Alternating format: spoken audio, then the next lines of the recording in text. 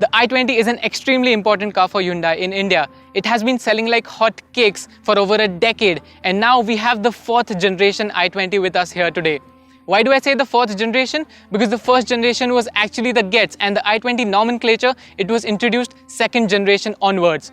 The new i20, it promises to raise the bar in every single aspect, including design, safety, features, comfort, and of course, performance. Speaking of which, the i20 offers the most number of engine and gearbox combinations in its segment. Welcome to Evo India. This is the review of the all-new i20. Let's get started.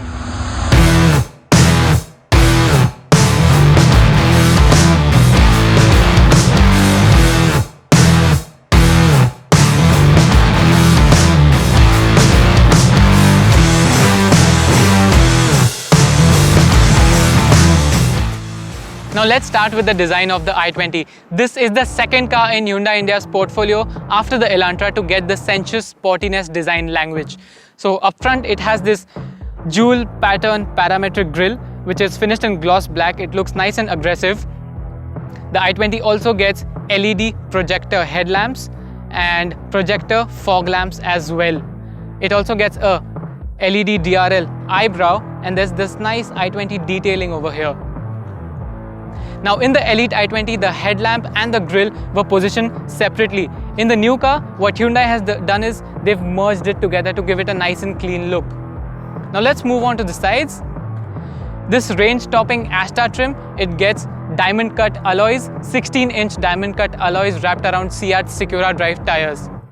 Now there might not be a lot of chrome up front, but on the sides there's ample. You have chrome finished door handles. You also have this window line that is finished in chrome, and Hyundai has this wedge style design theme going around for the i20. So the cuts and creases, if you notice from the side profile, they're all wedge styled. Now let's move on to the rear. The i20 gets LED tail lamps. These are Z-shaped or Thunderbolt shaped LED tail lamps, whatever suits your fancy, and they are united by this chrome strip. Now the international models of the i20 get a reflector bar uniting the LED tail lamps, but in India we have this chrome strip. Another nice detail that you'll notice is how the tail lamps border the fuel cap. There's also the i20 detailing over here. There's a fake diffuser kind of design down at the bumper. Now design and styling is all down to personal taste. The i20, it does look very striking, it does look aggressive and sporty, but in my opinion, the Tata Ultros is still the best looking premium hatchback.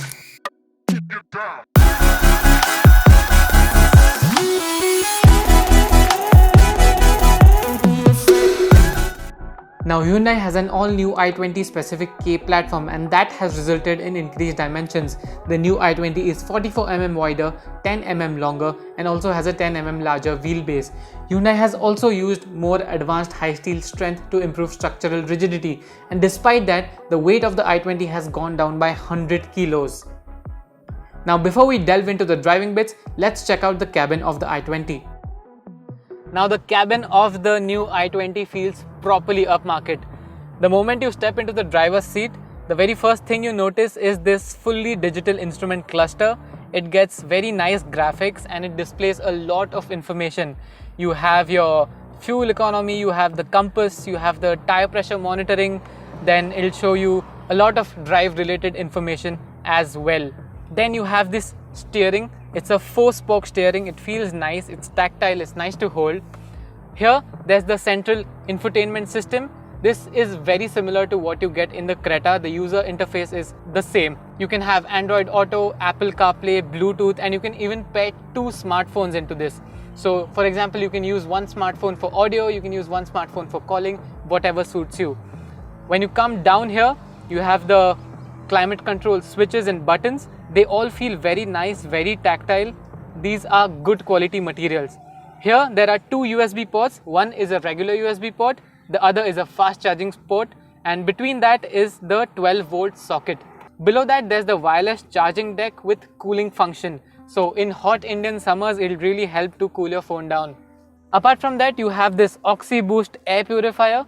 It's not integrated into the central armrest like the Creta, but in these days it's a very nice feature to have. Other premium features of the i20 include this electric sunroof. It adds airiness and space into the cabin. Let's just see how it opens.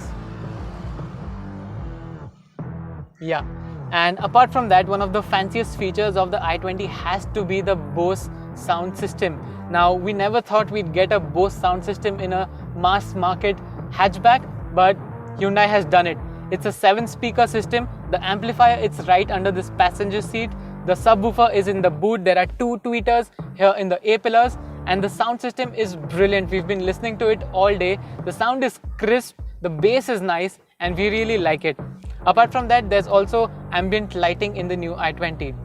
Now, in terms of materials used, there are quite a few hard plastics here, but there are also some soft plastics which are prone to fingerprints, so that's not something I like. But overall, this cabin feels very upmarket.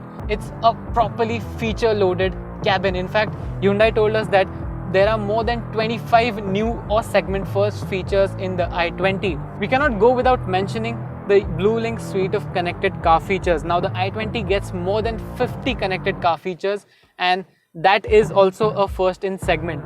You can lock or unlock your car remotely. You can set the cabin temperature remotely. You can access geofencing. There are a bunch of features that you can access through the Bluelink system. Overall, this is a very nice place to be in. I'm in the back seat of the i20. Now, this front seat is reclined to my driving position. I'm about 5'7", and I have ample knee room, ample headroom. Shoulder room, there isn't much. So 4 people will be comfortable, but 5 will be a squeeze. Now, the seats, there isn't much side support, so when you're going over potholes, you might get tossed around a bit. But overall, it's quite comfortable. It gets these rear AC vents. There's also a fast charging port here, and you also get an armrest. However, there are no cup holders here, and that's something I would have liked.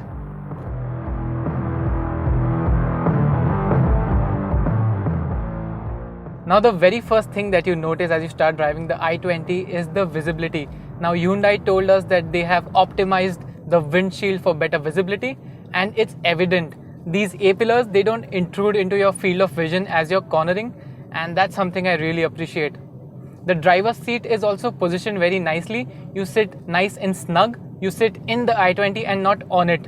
Now, in terms of powertrain, we have to talk about the powertrains because Hyundai is offering the most number of engine gearbox combinations in this segment. Now, firstly, it gets the 1.2 litre naturally aspirated petrol engine.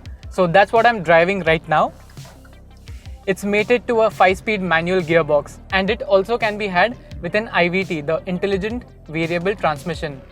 Apart from that, the i20 can be had with a turbo petrol engine with the 7-speed DCT and the clutchless IMT, and also the diesel with the regular manual transmission. Now, this 1.2 litre naturally aspirated petrol engine that I'm driving right now, it makes 82 bhp and about 115 Nm of torque. Now, on paper, these figures do not seem like a lot, but you have to keep in mind that the new i20 is about 100 kilos lighter than the one it replaces, and that makes this car quite peppy. The throttle, it's responsive, but the acceleration, it's not that aggressive. But despite that, it does manage to get up to speeds quite well. In fact, when we were driving from the hotel to our shoot location, the i20 managed to do triple-digit speeds quite easily. And yet, it felt like it could do a lot more. So this engine does have a lot of power in reserve. However, you need to keep rowing through the gearbox to keep it in the peak power band. Only then you get quick overtakes and quick move-ons. Now, another important aspect about this engine is the refinement. This 1.2 litre naturally aspirated petrol engine is extremely refined. At idle, you can't hear it at all. And right now, I'm in the 3rd gear. I'm cruising at about 2500 RPM. Can you hear the engine? I can't hear the engine at all. And I think Hyundai has worked on the NVH levels quite a bit. There's minimal tire noise, minimal wind noise, and it's a very peaceful and quiet cabin to be in. Now let's talk about ride and handling. Now, as we know, the newer Hyundai cars, they've been having this really great ride and handling setup. The Creta, the Verna, the Tucson, even the Grand i10 Neos. they all have really good ride and handling setup. And I think the i20 builds on that script. In fact, this is a very good balance between comfortable and sportiness. This ride on the i20 is really good. When you're driving at regular speeds, it absorbs the potholes, ruts, the surface undulations really well. In fact, the rebound on the i20 suspension is very precise. So when you're off a pothole, it manages to retain the balance of the chassis very quickly. Now in terms of handling, I can't tell you much because there are no corners on our shoot location, but it does feel quite agile. In fact, it does like to switch directions. There isn't much body roll because it sits quite low, and it is very confidence inspiring. The ride and handling setup on the i20, Hyundai has absolutely nailed it in my opinion. We were doing triple digit speeds earlier and it felt very solid, very planted, and it was absorbing the undulations on the road really well.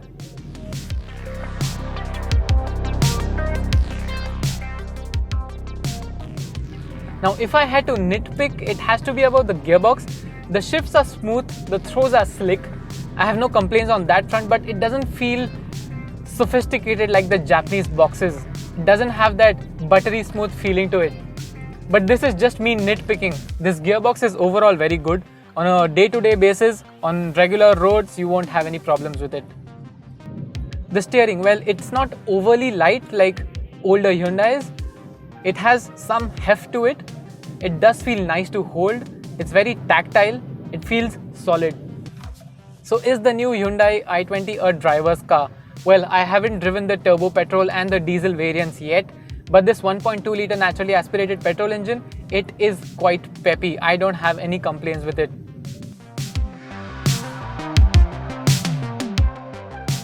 Now let's talk about pricing. The i20 has been launched at Rs 6.8 lakh ex-showroom for the base petrol manual variant. The variant that we drove today, the range-topping 1.2 Asta O, it cost Rs 9.19 lakh. And that is the most expensive car in its segment. But you get what you pay for. The i20 is the most tech-laden car in its segment. It's the most connected car in its segment. The ride and handling, performance and comfort is also top-notch. Considering all these parameters, there's no doubt that the i20 has an edge over its rivals. Now, a couple of months ago, we did a premium hatchback comparo, and in that, the Tata Altroz came out on top. Now, with the launch of the all-new i20, there's a capable rival in town, one that has the potential to shake up the segment. I'm a hurricane, I'm bringing thunder and rain. I'm a hurricane if you get in my way. I'm a hurricane, always on top of my game. I'm a hurricane. Subscribe to the Evo India channel and hit the bell icon to keep pace with the thrill of driving.